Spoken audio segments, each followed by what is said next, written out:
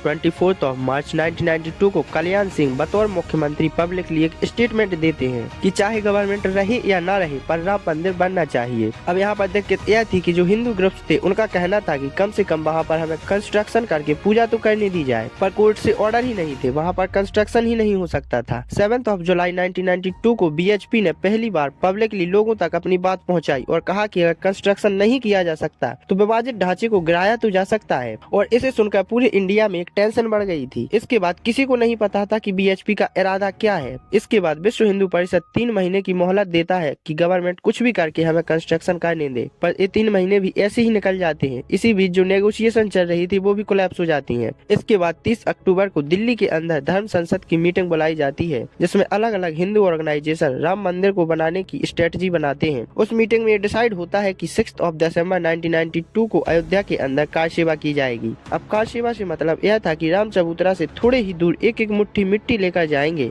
और भजन और कीर्तन होगा। पर इस बात को लेकर काफी टेंशन का माहौल था, पर कहीं ना कहीं लोगों को यह लग रहा था कि 6 दिसंबर को ये जो विवादित ढांचा है इसको गिराने की प्लानिंग की जा रही है। आगे चलकर इस कार सेवा को रोकने की भी बात की गई, तो यूपी के CM कल्याण सिंह ने सुप्रीम कोर्ट में एप्लीकेशन दिया और यूपी विधानसभा में भी कहा कि खाली कार सेवा की जाएगी, विवादित ढांचे को कुछ नहीं होगा। और कल्याण सिंह ने रिटर्न में सिक्योरिटी से ये भी कहा था कि चाहे कुछ भी हो जाए कार सेवकों पर गोली नहीं चलनी चाहिए। प्रकाश सिंह जो उस समय DGP थे, उन्होंने भी कहा था कि यूपी गवर्नमेंट विवादित ढांचे के पास ऐसे ऑफिसर्स लगा रही थी जो उनके हिसाब से चले। 1 दिसंबर 1992 को देश के कोने कोने से कार सेवक अयोध्या में इकट्ठा होने लगे थे।